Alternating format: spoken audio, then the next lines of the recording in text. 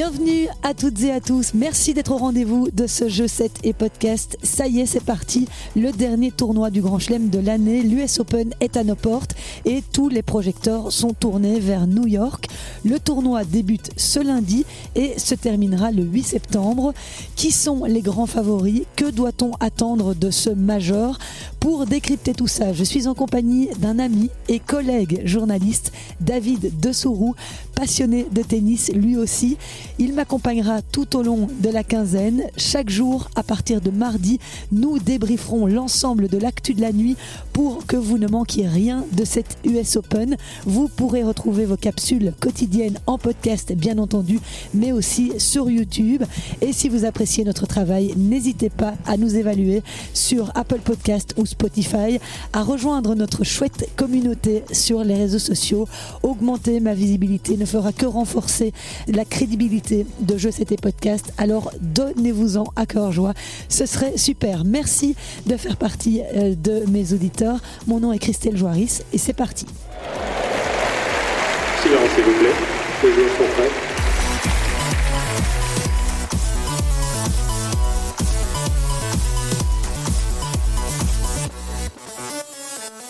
Salut David, sois le bienvenu dans Jeux 7 et podcast. Salut Christelle, comment tu vas?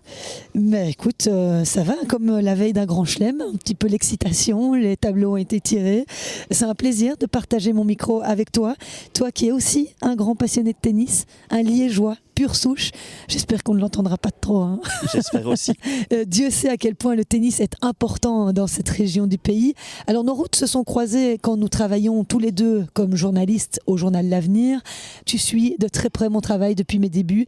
Tu as été l'un de mes premiers auditeurs, très fidèle, et tu m'as très vite témoigné ton admiration, ton soutien pour ce projet. Tu m'as d'ailleurs déjà quelques fois épaulé bénévolement sur la rédaction des textes, l'animation des réseaux sociaux, et je t'en remercie encore évidemment. Tu étais présent, notamment lors de la Billie Jean King Cup à Charleroi en novembre dernier pour faire quelques interviews. Voilà, alors comme j'avais envie d'être accompagné durant tout cet US Open, je t'ai proposé d'être mon binôme et tu as gentiment accepté. C'est très sympa et je voudrais savoir d'abord comment tu te sens derrière ce micro pour ta grande première, toi qui es plutôt un habitué de la presse écrite. Écoute Christelle, je me sens bien, très bien même, hein, comme tu viens de le souligner, j'ai directement adhéré à ton projet et donc franchement c'est un réel honneur et surtout un réel plaisir de pouvoir être derrière ce micro. Bon, et alors avant de se plonger dans les tableaux de cette US Open qui ont été tirés jeudi, je pense, on ne peut pas éviter évidemment le sujet dont tout le monde parle depuis une semaine, puisqu'il a fait l'effet d'une bombe dans le monde du tennis. C'est la non-suspension pour dopage de Jannik Sinner. Pour rappel, pour ceux qui auraient vécu dans une grotte la dernière semaine, Jannik Sinner est dans la tourmente depuis mardi. Le numéro 1 mondial a été contrôlé positif à 2 reprises au mois de mars au clostébol. C'est un stéroïde anabolisant. C'est ça, c'est un stéroïde anabolisant qui, on peut un peu le comparer à la testostérone. Donc, pour peut-être recontextualiser un petit peu les choses, pour Sinner, je vais dire, tout a commencé le 10 mars. Le numéro 1 mondial disputait le tournoi d'Indiana Wells, où il affrontait Jan-Lennart Struff. Il s'est imposé assez facilement en 2-7, mais Sinner a subi en fait un premier contrôle qui allait plutôt par la suite s'avérer positif. Il a subi un autre contrôle, mais là on était hors compétition, donc 8 jours plus tard. Okay. Et donc là les résultats ont révélé qu'en fait, effectivement il était positif à ce fameux clostébol. Mm-hmm. Mais c'est surtout la façon finalement dont il a été contaminé qui est assez... folle, ouais, c'est ça. En fait, tout est venu de son physio, Naldi, son nom. Giacomo Naldi. Giacomo Naldi, voilà, exactement, merci. Et donc, le fameux Giacomo Naldi, en fait, s'était coupé, avait une coupure au niveau de l'auriculaire. Et donc, Giacomo Ferreira, le préparateur physique de Sinner, a conseillé à Naldi ce spray pour justement soigner sa blessure à l'auriculaire, chose qu'il a faite. Ouais. Et donc, chaque jour, Naldi a massé Sinner avec ce spray sur la main. Il n'a pas pris la précaution de mettre des gants pour le masser. Et comme Sinner avait une petite écorchure au niveau du pied, exactement, il en a été imbibé. Il a été contaminé de cette façon-là en fait. Et donc c'était infime parce que dans ses urines on a retrouvé 1 milliardième. Donc c'est vraiment 1 milliardième de gramme. 1 milliardième de grammes. Donc c'est une quantité vraiment infime. Mais ça a suffi justement pour qu'il soit positif. Ouais, et ce qui est fou, c'est que ça a été 2 fois le cas, donc ça s'est répété en fait. Ça s'est répété, oui, exactement, 2 fois. Et ce qui est encore plus fou, c'est que finalement, ça a été tué pendant plus de 5 mois. Donc c'est-à-dire que pendant 5 mois, si ce n'est Sinner évidemment et son entourage, dans le microcosme du tennis, personne n'a rien su. Sinner a continué à jouer comme si de rien n'était. Et puis finalement, c'est un tribunal indépendant qui a statué quant au cas de Sinner. Et ce tribunal indépendant a jugé que Sinner n'avait commis aucune faute ni négligence. Mais la décision vient d'être rendue il y a quelques jours. Et une fois la décision rendue, l'affaire a été révélée au grand public. Donc évidemment, ça a suscité pas mal de réactions, notamment de la part de joueurs. Oui, on va en reparler, mais en attendant, le mal est fait pour Sinner, qui a confirmé un vendredi qu'il se séparait de son préparateur physique, Umberto Ferrara, dont tu viens de parler, qui avait acheté le spray en question contenant du Clostebol, et il s'est également séparé de Giacomo Naldi, qui amassait quotidiennement Sinner lors du tournoi d'Indian Wells, sans savoir, dit-il, que le spray contenait ce Clostebol. Alors, il a déclaré « Ils ont joué un rôle essentiel dans ma carrière. Maintenant, à cause de ces erreurs, je ne me sens pas assez en confiance pour continuer avec eux ». Voilà ce que Jannik Sinner a précisé lors du fameux Media Day, c'est-à-dire le jour où tous les joueurs viennent rencontrer la presse. Oui, Sinner était attendu au tournant lors de ce fameux Media Day. Et les journalistes n'ont pas, comme tu t'en doutes, parlé de Mackenzie McDonald, qui sera le premier adversaire de Sinner à New York, ou de son 3e Master 1000 décroché quelques jours plus tôt à Cincy, Nati. Toutes les questions ont tourné vraiment sur cette affaire de dopage présumé, où il a été, comme on vient de le dire, innocenté. Et Sinner a rappelé, je cite, qu'il n'avait rien fait de mal, qu'il avait dû jouer avec ça en tête pendant des mois, et que la décision rendue était un énorme soulagement. Il a rajouté que ceux qui me connaissent très bien savent que je n'ai jamais fait et que je ne ferai jamais quelque chose qui va à l'encontre des règles. Pour ce qui est de ma réputation, je ne peux pas vraiment la contrôler. Ouais, et il était plutôt serein. Moi, je l'ai trouvé, j'ai vu les images, on voyait qu'il ne se reprochait vraiment rien. Il était très serein derrière le micro pour répondre à toutes les questions que les journalistes se posaient. Mais en attendant, beaucoup de joueurs, pendant la semaine qui a précédé, l'ont critiqué sur les réseaux sociaux. Nick Kyrgios en tête, qui lui a dit qu'il fallait carrément qu'on lui mette 2 ans de suspension. Oui, il n'a pas chipoté, Nick, comme on le connaît. Il fait toujours les choses de manière extravagante. Et donc lui, effectivement, il a réclamé 2 ans de suspension. D'autres joueurs comme Shapovalov, Lucas Pouille aussi. Je me rappelle notamment Lucas Pouille, avant de repréciser un peu sa pensée, la première réaction de Lucas Pouille a vraiment été de dire sur X qu'on arrête de nous prendre pour des cons. Oui, il y en a beaucoup qui ont réagi, c'est vrai, parce qu'il y en a d'autres qui ont été impliqués dans des histoires de dopage, qui ont été suspendus pour bien moins que ça. Ça me fait penser au cas de Michael Himmer.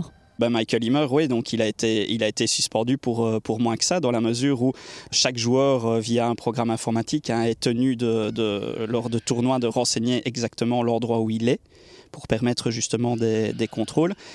Et il se fait que le Suédois, à 3 reprises, donc tu as quand même le droit à avoir un avertissement, 2 avertissements, mais au 3e avertissement, là, on ne chipote plus ces suspensions. À 3 reprises, il n'a pas indiqué où il se trouvait, donc on n'a pas su procéder à un contrôle dans son chef. Et donc, ici, en l'occurrence, Michael Himmer n'avait pas pris de produits dopants. Juste no shows, quoi. Mais no shows, et ça a fait que, suspension. Donc, il y a eu des cas beaucoup plus légers, je vais dire, que celui de Sinner, qui ont eu des conséquences beaucoup plus dramatiques pour les joueurs. D'ailleurs, Michael Himmer, au moment où on se parle, n'est plus un tennisman professionnel. Non, il a arrêté sa carrière. Arrêté sa carrière, ouais. Ou alors chez les filles aussi, qui a fait beaucoup de bruit également, c'est le cas Simona Halep, qui dans un premier temps a été condamnée à 4 ans avant que la sanction soit revue à 9 mois. Mais là, pareil, c'était aussi une histoire de contamination. Et donc, à son insu. À son insu, exactement. Et c'est ça qui fait vraiment grincer des dents, c'est qu'on a vraiment l'impression que dans toute cette histoire, il y a 2 poids, 2 mesures. Novak Djokovic s'est d'ailleurs également prononcé à ce sujet samedi, Ouais. où lui-même disait qu'il avait l'impression et il comprenait que les joueurs étaient surpris et que ça manifestait clairement un manque de cohérence et qu'il était temps que l'ATP et la WTA vraiment se positionnent et une forme d'uniformité face à ces cas de figure qui arrivent. Oui. Oui, parce que tout le monde est au courant. Et l'ATP en premier, quand ils ont fait leur clip là, il n'y a pas longtemps, quand Yannick Sinner est devenu numéro 1 mondial, on a eu une promo dans sa ville natale, ça a été complètement, ils étaient tous au courant, et c'est ça qui est le plus incohérent finalement dans cette histoire, c'est pourquoi ont-ils passé ça sous silence. Et ce qui est encore plus incohérent, c'est que Sinner a quand même perdu ses 400 points ATP qu'il avait gagnés à Indian Wells en allant en demi-finale, et c'est $325 000 de prize money. Va comprendre la logique. Hein. Donc on dit tu es innocent, mais on te retire tes 400 points et tes $325 000 de prize money. Donc l'incohérence. La cohérence même, ouais. C'est aussi le mot qu'a utilisé Novak Djokovic, que tu citais à l'instant, pour commenter cette affaire samedi soir. Il a expliqué regretter un manque de cohérence des instances. Il y a beaucoup de problèmes dans le système. Voilà ce qu'il a déclaré. Et face aux critiques des autres joueurs, Sinner a répondu « Je comprends la frustration de certains joueurs qui ont été suspendus et ont dû attendre pour être jugés, mais eux, contrairement à nous, ne savaient pas comment la substance incriminée avait pu entrer en eux, ce qui a ralenti le tout, alors que nous l'avons tout de suite compris. Humberto Ferrara a rapidement identifié d'où venait le problème, son spray, on a averti les autorités et reconstruit ce qu'il s'était passé. C'est pour ça que j'ai pu rejouer tout de suite. Cela n'a pas été facile, car j'étais très préoccupée et je faisais attention à tout. » Et c'est vrai que quand on entend les déclarations de Yannick Sinner, et puis quand on connaît le gaillard, on a du mal à imaginer qu'il puisse être baigné dans un scandale. Écoute, j'ai été le premier surpris. Sinner est tellement un joueur qui fait peu de vagues, qui est toujours d'un calme olympique, jamais de démonstration, qu'elle soit négative ou positive. Il est toujours au-dessus de la mêlée. Sa conférence de presse en a été le premier exemple. Il est resté très très serein. Évidemment, il a reconnu, comme on le disait, qu'il avait dû vivre avec tout ça. Donc mentalement, ça n'a pas dû être facile. Il est soulagé, c'est un fait. Mais on imagine quand même mal le garçon aller à l'encontre des règles et finalement fauter. Ouais. Et pour clôturer ce chapitre, Yannick Sinner, comme tu le sais, David, la Belgique va rencontrer l'Italie en phase de groupe de la Coupe Davis le vendredi 13 septembre à Bologne. Et vendredi, à 2 semaines de cette échéance importante, vendredi dernier, j'ai rencontré notre capitaine de Coupe Davis, Steve Darcy, pour qu'il me parle un peu de la sélection, des préparatifs. J'en ai évidemment profité pour lui demander son avis sur le cas Yannick Sinner. On l'écoute. En fait, je comprends pas. En fait, je suis un peu comme j'ai vu les commentaires des joueurs. En fait, voilà, c'est le numéro mondial qui est pris 2 fois entre guillemets pour dopage, même si voilà, il a été blanchi. Donc, on peut rien dire là-dessus, mais voilà, je trouve ça un peu triste, un peu dommage. Et quoi qu'il ait eu un traitement de faveur. Ça, on n'en sait rien. Moi, je ne sais pas si un mec qui est 120e mondial ou 50 ou 60 aurait eu la même chose. En tout cas, je ne pense pas qu'il aurait la même chose. Je pense qu'il y aurait des sanctions. Et là, c'est un peu triste parce que c'est clairement du favoritisme, entre guillemets. Mais c'est un peu l'incompréhension parce que je pense que c'est l'incompréhension de plein de monde. On va voir ce qui va se passer maintenant, mais c'est un peu triste en fait. Est-ce que tu penses que ça peut affecter la carrière d'un grand champion comme Yannick Sinner ? Parce que dans le vestiaire, il n'y a rien à faire, on en parle. Après, ce sera pas le premier qui a été pris pour dopage et qui continue sa carrière. Hein. Il y en a eu des dizaines et des dizaines. Ah oui, des noms. Non, il n'y a pas de nom, mais peut-être même des gens qu'on n'a pas suspendus officiellement. Donc, je pense pas que ça va l'affecter. Le gars, voilà, c'est un champion. Dopé, pas dopé, de toute façon, c'est un des meilleurs joueurs du monde. Ça, on peut pas lui enlever. Le mec, c'est un génie du tennis. Et les doses qu'on a retrouvées sont infimes quand même. Ouais, mais après, voilà, c'est des doses quand même. Donc à la fin, c'est un peu fatigant, mais c'est dommage. Mais maintenant, voilà, c'est un génie du tennis. On peut pas lui enlever.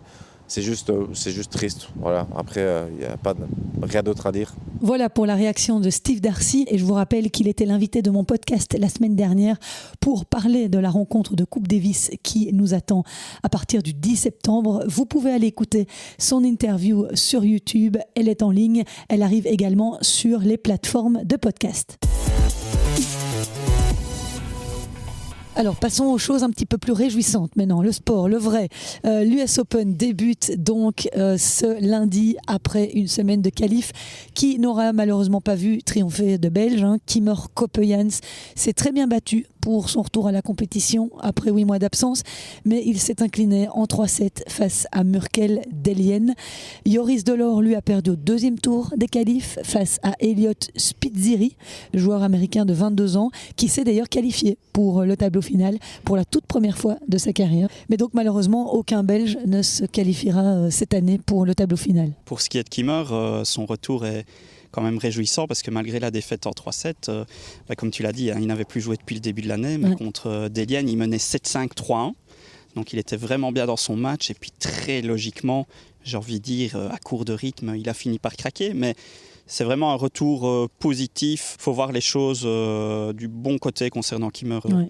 Je suis content de le voir revenir en tout cas. Ouais, c'est un chouette, c'est vraiment un gentil garçon, toujours disponible. Toujours, exactement, devenu papa il y a peu, comme il l'a dit aussi à ton micro. Oui, tout à fait la semaine dernière. Alors je te propose, David, de commencer par les hommes où on a un sacré haut de tableau avec 3 prétendants au titre. Yannick Sinner, numéro 1 mondial, Carlos Alcaraz et Daniil Medvedev, toujours redoutable à New York, vainqueur en 2021 lorsqu'il avait privé Novak Djokovic de ce fameux Grand Chelem calendaire. Donc, comme c'était le cas pour Roland Garros et Wimbledon, Yannick Sinner hérite de Carlos Alcaraz dans sa partie de tableau. Et on sait comment ça s'est terminé les 2 fois. L'Espagnol a soulevé le trophée. Alors, Yannick Sinner et Carlos Alcaraz pourraient se retrouver. Ce serait en demi-finale. Mais bon, ça, on aura l'occasion, évidemment, d'en reparler si ça devait arriver. Mais en attendant, ils ont un petit bonhomme de chemin à effectuer avant de se retrouver éventuellement en demi-finale. Alors, Yannick Sinner, lui, au premier tour, il va rencontrer Mackenzie McDonald, l'Américain. C'est toujours une épreuve d'affronter un Américain probablement sur le cours Arthur Ashe, parce qu'il paraît que c'est vraiment un cours démentiel où il y a un public qui est chaud bouillant, c'est un vrai chaudron, et affronter un Américain, c'est jamais un cadeau pour un premier tour. Un premier tour, par essence, n'est jamais facile, mais encore plus face à un Américain, dans un chaudron, comme tu l'as dit, rempli qui peut contenir 22 500 personnes. Ça va vraiment être intéressant, en tout cas, de voir comment l'Italien réagit à tout ce qui s'est passé en coulisses ces dernières semaines. Cette semaine de préparation, mentalement, en tout cas, c'est ça. Qu'est-ce que ça a dû être difficile ? Ça va être toute la question, et c'est vraiment là qu'on va pouvoir voir la résilience, j'ai envie de dire, du numéro 1 mondial, et voir s'il est capable de surmonter justement toutes ces épreuves qu'il vient de traverser, faire face aussi au regard des spectateurs, au regard de ses pairs. Et c'est pas facile, il faut voir aussi quelles vont être les réactions du public. Et dans le vestiaire. Et dans le vestiaire, donc il va devoir faire face à tout ça, et ça reste un homme, donc c'est quelque chose de pas facile, et je pense que si, évidemment je me projette, on ne le saura que le 8 septembre, mais s'il arrive à aller au bout, ce sera pour moi sa plus belle victoire. En tout cas, préparé, il l'est, puisqu'il vient quand même de s'envoyer Cincinnati. Et cette demi-finale qu'il a gagnée contre Zverev après un match complètement marathon. Après, il a poussé un hurlement. Ça faisait longtemps que je n'avais pas vu Sinner réagir de la sorte. On n'a pas l'habitude. On voyait tout le soulagement. Bon, personne ne savait à ce moment-là, mais à mon avis, ça devait venir de loin, quoi. Oui, tout à fait. Ouais. Alors, donc, je disais, dans sa partie de tableau, on a Carlos Alcaraz, qui lui affrontera l'Australien Li Tu. New York reste le lieu où Carlos Alcaraz a décroché son tout premier Grand Chelem en 2022. Mais la question est de savoir dans quel état mental il se trouve après sa désillusion à Cincinnati, où il avait été battu par Gaël Monfils au premier tour, cette fameuse raquette explosée sur le sol. Et surtout, il s'est légèrement, alors j'ai vu ça hier soir, j'ai vu qu'il s'était un petit peu tordu la cheville à l'entraînement. Il faudra voir s'il est remis, mais apparemment il a rassuré. Oui, tout à fait. Ouais, ça a vraiment été l'info de ce samedi soir. C'est vrai que tous les amateurs de tennis, et notamment sur les réseaux sociaux, se sont quelque peu inquiétés, pour ne pas dire affolés, dans la mesure où on a vu des images de Carlos Alcaraz se blesser à la cheville. Il a directement arrêté l'entraînement. Ouais. Mais peu de temps après, il a rassuré en disant que il était surtout déçu et il râlait surtout parce qu'il voulait avant tout s'entraîner, s'améliorer et se préparer au mieux pour le tournoi, ce qui n'a pas été possible hier soir, mais il a été rassurant en disant demain ou dans 2 jours, je serai à 100%. Donc je pense vraiment que plus de peur que de mal. Ouais. Et lui, quand il est à 100%, on n'a pas envie de l'avoir en face de soi. Non, c'est clair. Le Carlos, que ce soit sur surface dure ou sur terre battue, il est redoutable. Et l'autre, troisième joueur dont on parlait, c'est Medvedev, lui qui adore ce tournoi. Il l'a remporté en 2021 face à Novak Djokovic. Il a également été finaliste en 2019 et en 2023. On rappellera qu'il avait réussi à faire vaciller Sinner en quart de finale à Wimbledon cette année. Donc ce sera un vrai danger pour Yannick Sinner aussi, qu'il pourrait affronter en quart de finale. Ouais. Medvedev, il faut aussi voir comment il va aborder ce tournoi de New York. Mais il n'a pas un premier tour facile. Non, pas du tout. Dusan Lajovic, le Serbe, c'est un fameux client. Ouais. C'est un joueur vraiment qui est dans le top 50 depuis un petit temps, gros revers à une main. D'autant plus que Medvedev n'a pas fait une grosse tournée américaine. Il a été sorti d'entrée de jeu à Montréal, où il a été battu par Davidovich Fokina. Et là, dernièrement, il vient d'être sorti aussi d'entrée de jeu face à le Tchèque Jiří Lehečka. Ouais. Exactement. Donc 2 défaites au premier tour sur sa tournée américaine. 2 défaites au premier tour sur sa tournée américaine. Maintenant, on sait comme Daniil aime par-dessus tout les ambiances électriques. Ouais. Tu te rappelles, je suppose, de cette édition 2019 où il a finalement perdu contre Nadal. Donc Nadal avait remporté le tournoi, mais il avait fait vraiment au 5e set, parler de lui, Medvedev, parce que il s'était vraiment pris la foule contre lui. Ouais. Et il avait dit après au bord du terrain... continuez à muer, plus vous allez me huer, plus je serai fort. Oui. Merci à vous, quoi. Dingue. Oui, c'est un provocateur. C'est un provocateur fini. Oui, et je me souviens que 2 ans plus tard, quand il a gagné l'US Open, son premier tournoi du Grand Chelem en 2021, j'avais pu avoir son coach, Gilles Servara, le français, dans mon podcast. Ça, c'était aussi un grand moment que vous pouvez aller réécouter d'ailleurs, si vous voulez réentendre les propos de Gilles Servara. C'était vraiment très, très intéressant. Et dans ce haut tableau, on a aussi d'autres dont il faudra évidemment se méfier. Je pense à Alex de Minaur, à Hubert Hurkacz et Stefanos Tsitsipas en moyenne forme pour le moment. Il s'est séparé de son papa, surtout, c'est la principale info. On se demandait un peu quand il allait le congédier, son père, tellement il est... Insupportable, oui, je n'osais pas le dire. Et donc, c'est la principale info. Donc, il va sans doute être débarrassé d'un poids parce que le père Tsitsipas prenait vraiment toute la place. Donc, Et je serais incapable de prononcer de tête, de citer le nom de son nouvel entraîneur, parce qu'il a trouvé quelqu'un. Je ne vais pas te demander de le dire 5 fois, celui-là, mais le nouveau coach de Stefanos s'appelle Dimitris Hatzinikolaou. Ah, tu fais un fameux... tu marques de nombreux points au Scrabble avec un nom pareil. Donc on verra, ça donnera quoi pour ce premier tournoi du Grand Chelem ensemble. Le test sera tout de suite d'ampleur parce que Stefanos Tsitsipas au premier tour affrontera Thanasi Kokinakis, l'Australien. Et ça, c'est un des matchs que j'ai épinglé sur mon petit tableau parce que je regarderai bien ce match-là. En bas de tableau, on a Novak Djokovic qui, lui, a évité Alcaraz et Medvedev. Donc, le tenant du titre peut quand même être satisfait de son tirage. Il pourrait toutefois rencontrer Alexei Popyrin au 3e tour. Popyrin qui a été le vainqueur surprise du tournoi de Montréal. Après, il s'est fait sortir au premier tour à Cincinnati. Donc, on ne sait pas dans quel état de forme il est. Mais bon, c'est un tour à jouer. Il y a aussi un potentiel 8e contre Ben Shelton ou Frances Tiafoe. Et en demi-finale, Alexander Zverev se dresserait logiquement sur sa route. Ou alors Rublev ou Musetti. Voilà, ce sera intéressant de voir dans quel état de forme Novak Djokovic va entamer son tournoi, lui qui est transcendé maintenant depuis qu'il a sa médaille d'or. J'ai l'impression que rien ne peut plus lui arriver et qu'il continue à chasser les records. Il va essayer d'avoir un 25e titre du Grand Chelem. C'est son nouvel objectif. Ce qui ferait de lui le recordman de titres en Grand Chelem, vu que Margaret Court a 24 Grand Chelem à son actif, mais avant et après l'Air Open, donc cumulé. Et alors surtout, ce qui est intéressant avec Djokovic, et qui n'a pas manqué de le rappeler, malgré ses 37 ans, il poursuit sa chasse au record, et là, il pourrait carrément réaliser le doublé.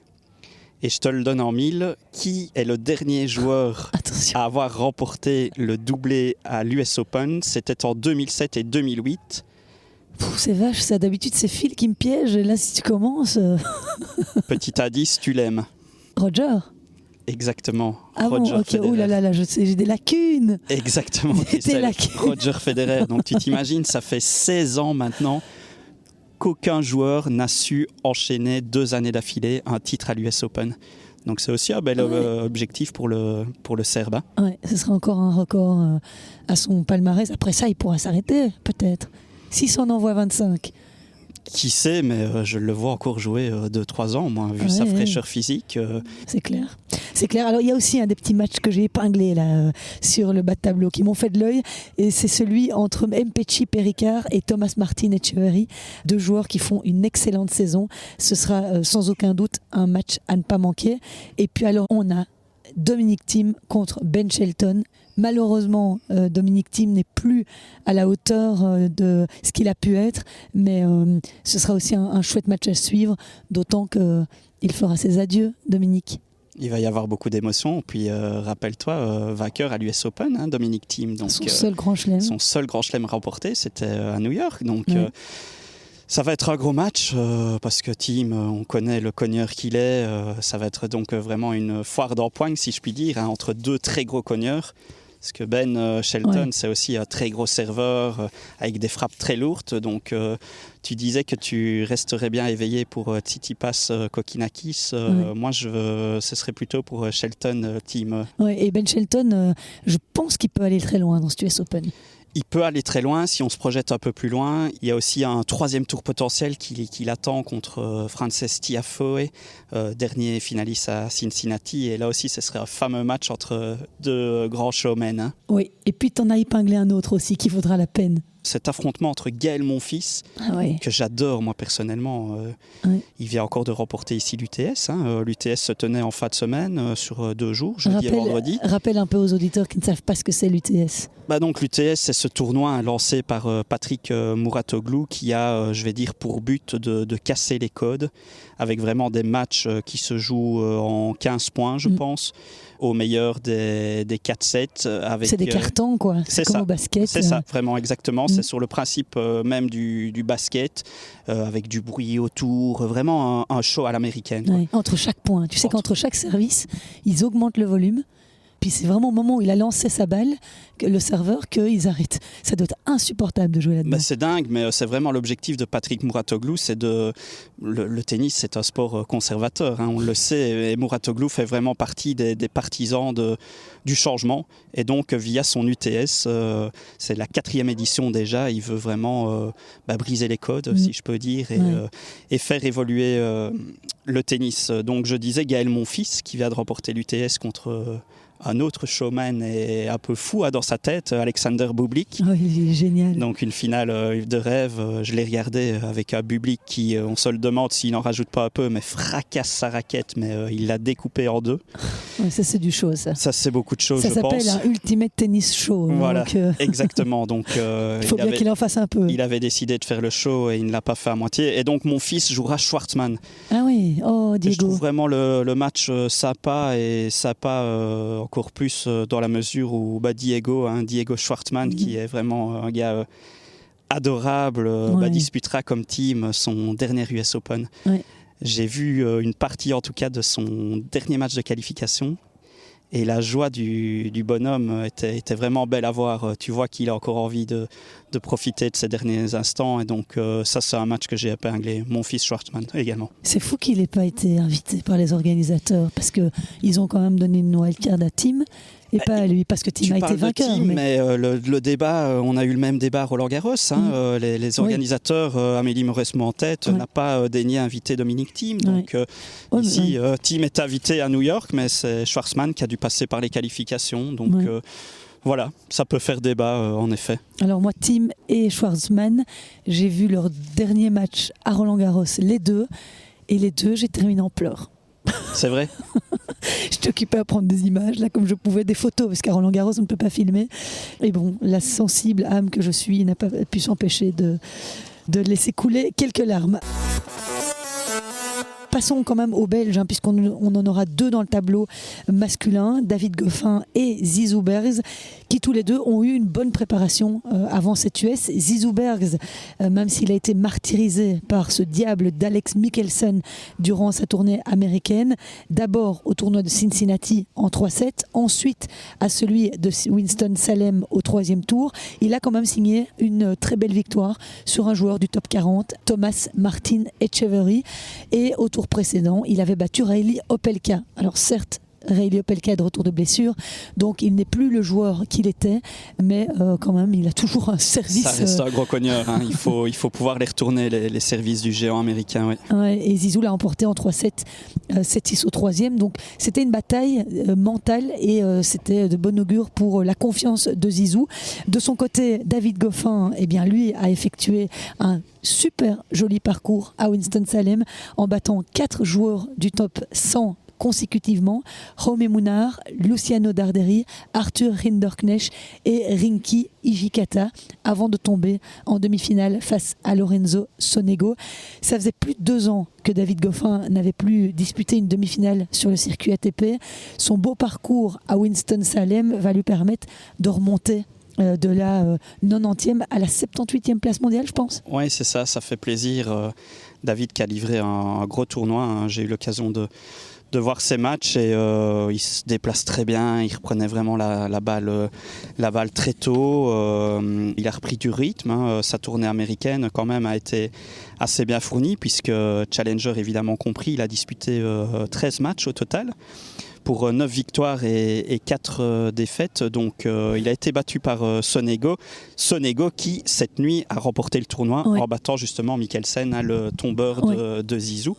Sa finale a été assez expéditive pour Sonego vu qu'il s'est imposé 6-0, 6-3. Oui, et contre David, moi j'ai vu le match, il lui met aussi un 6-1, 6-3 je pense. Oui, c'était assez expéditif aussi. C'est assez expéditif, il est en grande forme Sonego, mais j'échangeais un petit peu avec Yanis Demeroutis, le coach de David, qui me disait que c'est clair que ça faisait longtemps que David n'avait plus autant joué sur une quinzaine, puisque comme il était souvent sorti au premier tour, donc physiquement, j'espère que ça lui a fait du bien et pas du tort, parce que bon, il est jeune, mais ça laisse des traces sur les organismes de jouer autant de matchs. D'autant plus qu'il va avoir un client au premier tour ici à New York, vu qu'il affrontera le Chilien Alejandro Tabilo. Ouais. Tabilo qui doit vous laisser des souvenirs, puisque à toi en première, vu que Tabilo a été sorti au premier tour de Roland-Garros par Zizou Bergs. Magnifique On victoire. se rappelle de ce match en 5-7 complètement fou. Oui. Donc, il est 22e, il est 22e joueur mondial. Il est 22e mondial, habitué plutôt de la terre battue, c'est un Chilien, donc, mais il n'en reste pas moins qu'il est capable, il l'a encore montré en début d'année, il a remporté l'ATP 250 d'Auckland, donc là sur dur, et après il a remporté également cette saison l'ATP 250 de Majorque. Sur gazon ça alors? Sur gazon, donc il sait jouer sur toute surface et sur surface rapide, donc franchement ça va être un très très très bon premier test pour David. Oui, et il faut savoir que Tabilo reste sur une défaite au premier tour à Cincinnati. Il a perdu contre Luciano Darderi et avant cela, il avait été sorti en 8e de finale à Montréal par Yannick Sinner. Alors Goffin et Tabilo se sont affrontés à une seule reprise, c'était lors des qualifs du Masters 1000 de Madrid en 2022 et David s'était imposé 6-4, 6-4. On croise les doigts évidemment pour qu'il fasse la même chose à New York. Ce sera cette fois-ci évidemment en 3-7 gagnants. Et Zizou Bergs, lui, affrontera Pavel Kotov, joueur russe, 63e mondial, qui n'a disputé que le tournoi de Winston-Salem où il a été éliminé en quart de finale par le futur vainqueur Lorenzo Sonego. Alors j'ai aussi profité d'avoir croisé Steve vendredi dernier à Anvers pour lui demander ce qu'il avait pensé du parcours de David Goffin, qui ne jouera pas, je vous le rappelle, en Coupe Davis, étant donné qu'il va être papa dans les prochaines semaines et juste au moment où l'équipe va aller à Bologne. Et je lui ai demandé son avis sur le tirage de David Goffin et de Zizou Bergs à l'US Open. C'est clair, je suis content de voir David à ce niveau-là. Maintenant, on en a déjà parlé plusieurs fois et David, dès qu'il est un peu bien, dès qu'il reprend un petit peu confiance, ça passe parce qu'il joue toujours très bien, il est toujours très motivé et beaucoup de gens se posent des questions, mais voilà, moi je suis en contact, je le vois et je sais qu'il s'entraîne dur et qu'il est tout près de revenir au plus haut niveau. Après, voilà, de là à dire qu'il sera de nouveau top 10, j'en sais rien, je ne suis pas devin, mais en tout cas, retrouver un classement qui mérite dans le top 50, je pense qu'il est tout à fait capable. Mais ça, on le pense tous depuis le début. Donc c'est cool, là, une demi-finale avec encore un match tout à fait jouable et tout à fait à sa portée. Et même le tournoi est tout à fait à sa portée. Donc c'est chouette de le voir gagner des matchs, surtout juste avant l'US Open où là, voilà, il va jouer Tabilo. Et ça, ce sera un match aussi tout à fait à sa portée, même si Tabilo a fait des super résultats. Mais c'est pas un match injouable, surtout quand tu viens avec beaucoup de confiance. Et pour Zizou, il a encore gagné 2 matchs là à Winston-Salem. Il a battu de nouveau un top 50, donc il se rassure aussi avant l'US Open. Et là, il va falloir aller chercher Kotov, qui joue bien. Mais de nouveau, c'est un bon joueur, mais c'est tout à fait à la portée de Zizou, donc il faudra y aller, s'accrocher et moi je suis confiant parce que voilà, ils sont tous les deux en forme et même si c'est des tirages difficiles, c'est des tirages qui sont jouables, donc on va espérer qu'ils gagnent encore quelques matchs.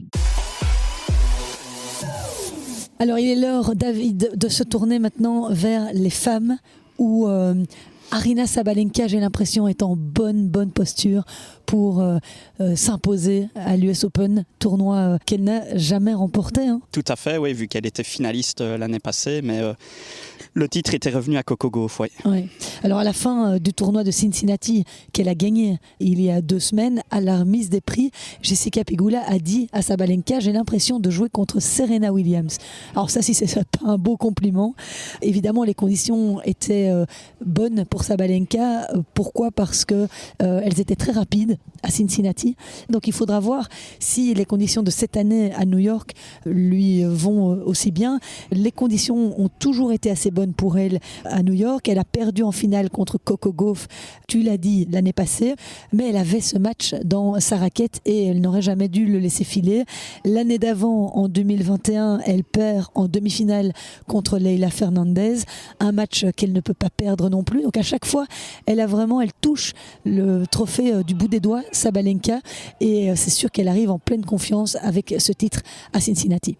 On sent que c'est vraiment, je ne vais pas dire l'année ou jamais, mais elle est gonflée à bloc. Maintenant, voilà, il faudra se débarrasser. J'ai épinglé sur son parcours, notamment la gagnante des derniers JO, la chinoise Qinwen Zheng, qui pourrait l'affronter en quart de finale. Avant une potentielle demi-finale contre Coco Gauff, donc comme tu l'as dit, qui l'avait privé du titre l'année dernière, en 2023. Oui, et Coco Gauff, elle doit arriver avec une certaine pression sur les épaules, le fait de devoir défendre ce titre. Mais j'ai entendu une conférence de presse qu'elle a donnée lors du Media Day, où elle disait qu'elle n'avait pas spécialement plus de pression que l'année passée, où on attendait beaucoup d'elle parce qu'elle avait fait une bonne tournée américaine et qu'elle ne se sentait pas spécialement plus de pression que l'année dernière. Donc voilà, il faudra voir dans quel état de forme elle est, parce que moi ce qui m'inquiète plus, c'est qu'elle a beaucoup perdu, dis-moi si je me trompe, ces derniers temps. Oui, ici Coco Gauff arrive avec des résultats vraiment en dents de scie. Dernièrement, elle a perdu d'entrée de jeu contre la Kazakh Putintseva. À Cincinnati, oui. En 3-7, à Toronto, Montréal c'était les hommes, mais elle avait été battue par Diana Schneider en 8e de finale. Pareil, les Jeux Olympiques, elle avait également été sortie prématurément, je pense que c'était en 8e de finale contre Donna Vekic. Donc c'est vrai que les résultats récents ne parlent pas forcément pour elle. Et Coco Gauff, pour son premier tour, affrontera la Française Varvara Gracheva. Et sa principale rivale, que ce soit Coco Gauff ou Aryna Sabalenka, mais ce sera bien évidemment Iga Swiatek, la numéro 1 mondiale, qui a déjà gagné l'US Open en 2022, mais elle n'a gagné qu'une seule fois. Elle ne l'a gagné qu'une seule fois et assez symptomatique au dernier Media Day, qui s'est tenu fin de semaine. Swiatek a déclaré « Même si j'ai gagné ici en 2022, je ne me sentais pas du tout à l'aise sur le court. Je n'avais pas l'impression de pouvoir jouer mon jeu naturellement. » C'est interpellant ça quand même. Oui, ça veut dire qu'elle n'est pas super à l'aise sur cette surface, quoi. Non, preuve en est. Donc elle l'a remporté en 2022 comme tu l'as dit, mais un an plus tard, elle perdait dès le stade des 8e de finale puisqu'elle avait été battue par une ex-vainqueur de Grand Chelem, Yelena Ostapenko. Ouais, et elle entamera son tournoi, elle affrontera la Russe Rakimova, 104e mondiale. Donc là, ça devrait aller. Mais c'est vrai que Swiatek, à part 4 Roland-Garros, certes, elle s'est déjà offert l'US Open, mais elle a plus de mal sur les surfaces dures. Et en tant que numéro 1 mondial, ce serait pas mal de pouvoir confirmer qu'elle est encore là, qu'elle est capable d'aller chercher ces grands chelems-là. Parce que depuis la finale de Roland-Garros, elle a été éliminée au 3e tour à Wimbledon par Putintseva. Aux Jeux Olympiques, il y avait eu cette désillusion de ne pas pouvoir aller chercher une médaille puisqu'elle avait été sortie en quart de finale par Qin Wenzheng. Et puis à Cincinnati, elle a été sortie par sa rivale Aryna Sabalenka. Donc voilà, comme je le dis, il est temps qu'elle prouve qu'elle peut aussi performer sur d'autres surfaces que la terre battue. Ouais. On parlait tout à l'heure de la manière dont Yannick Sinner allait aborder cette US Open, mais Swiatek a aussi été un petit peu secoué cette semaine par quelques déclarations. C'est le moins qu'on puisse dire. Ouais. Donc Yevgeny Kafelnikov a ce joueur russe qui avait aussi un tempérament assez chaud, très, très froid comme ça, Oui. il n'a pas épargné. Il a déclaré sur son compte X que Swiatek ne faisait que se plaindre. Oui. Pour recontextualiser, il faisait suite à une déclaration de Swiatek qui disait que mentalement et physiquement, ça devenait lourd, cet enchaînement de tournois. Le calendrier WTA a été beaucoup trop lourd. Et à cela, Kafelnikov a dit qu'il fallait qu'elle arrête de se plaindre et que si elle voulait jouer moins, elle n'avait qu'à gagner moins aussi, quoi. Bon, il a été un petit peu trop fort, je trouve, à mon goût, déjà de quoi il se mêle et comment il parle. Enfin, je trouvais que ça manquait beaucoup de respect et c'était pas très délicat de Yevgeny Kafelnikov. Alors, moi j'ai une question pour toi. Jessica Pegula qui vient de enchaîner victoire à Toronto et Finale à Cincy. finale à Cincy. Est-ce qu'elle peut être mise dans le pot des favorites après ces 2 Masters 1000? Personnellement, j'ai envie de te dire non. Parce que Pegula, je la vois moi comme l'éternel outsider. Oui. Je crois qu'elle n'a jamais fait plus que quart Non. en Grand Chelem.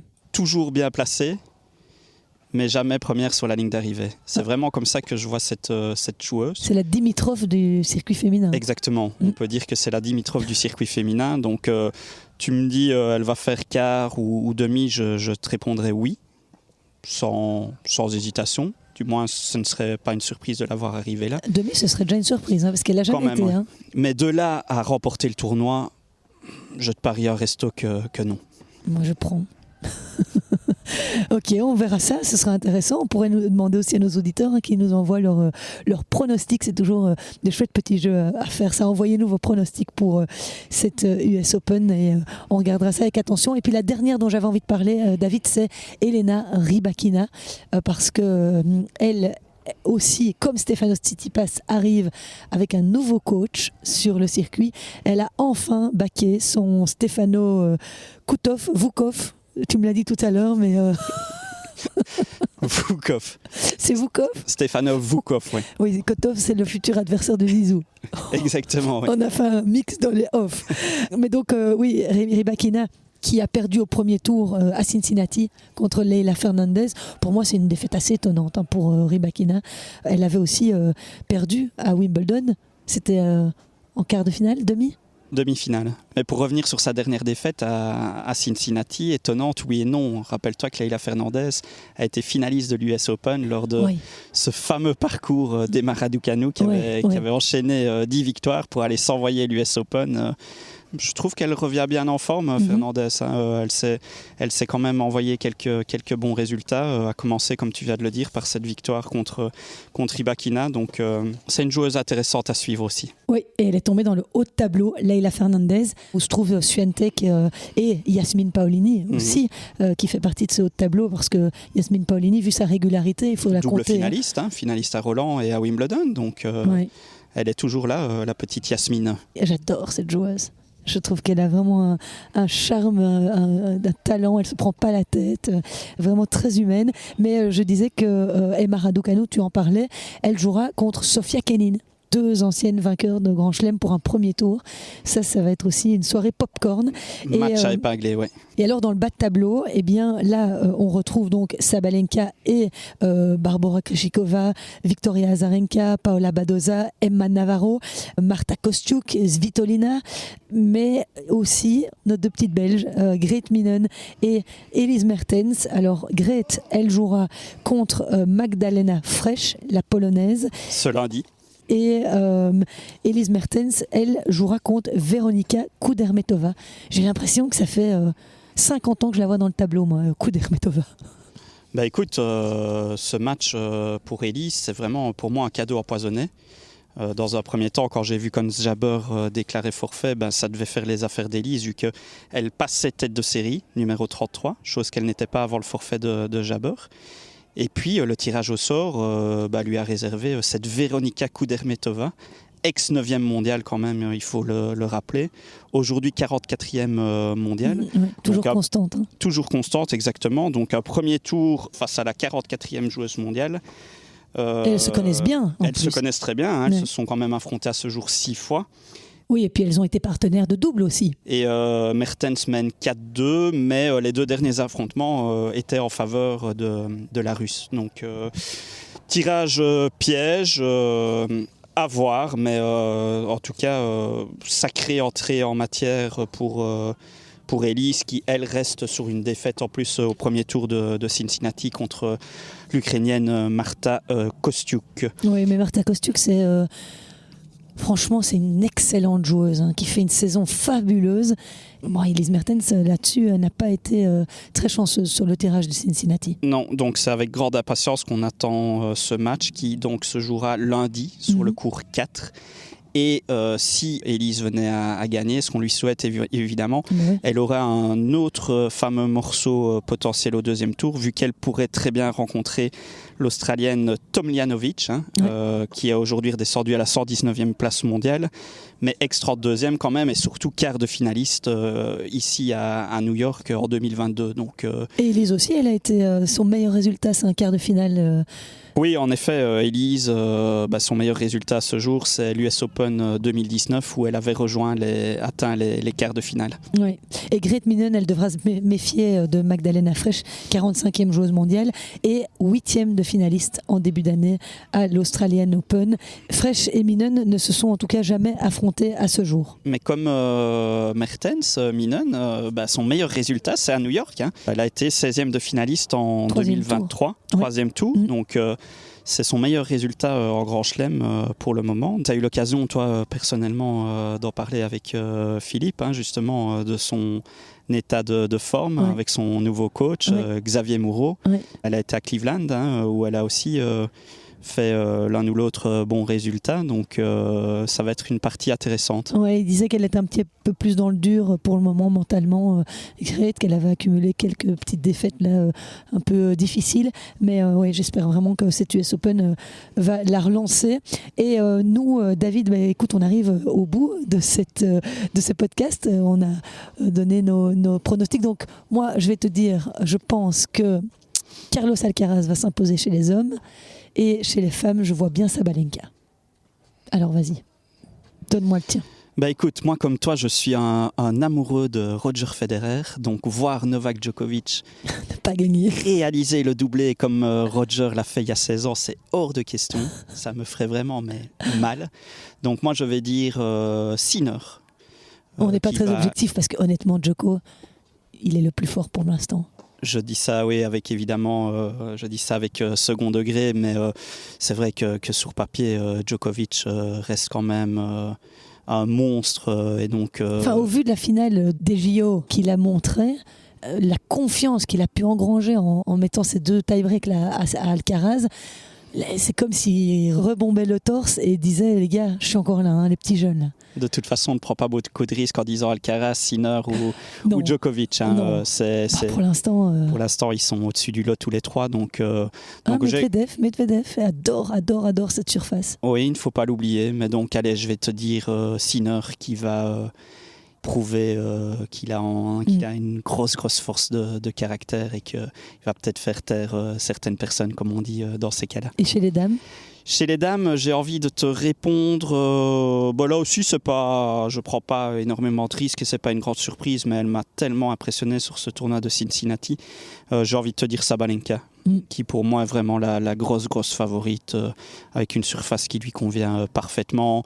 Elle a déjà été finaliste, demi-finaliste ici à New York, donc je pense qu'elle a su tirer des enseignements aussi de ces défaites-là. Donc, comme je le disais tantôt, c'est vraiment l'année ou jamais pour elle. Donc, je vais te répondre Sinner et Sabalenka. Et surtout qu'elle s'est aussi offert l'Open d'Australie pour la 2e fois cette année, et donc la surface dure est la surface sur laquelle elle est la plus à l'aise en Grand Chelem.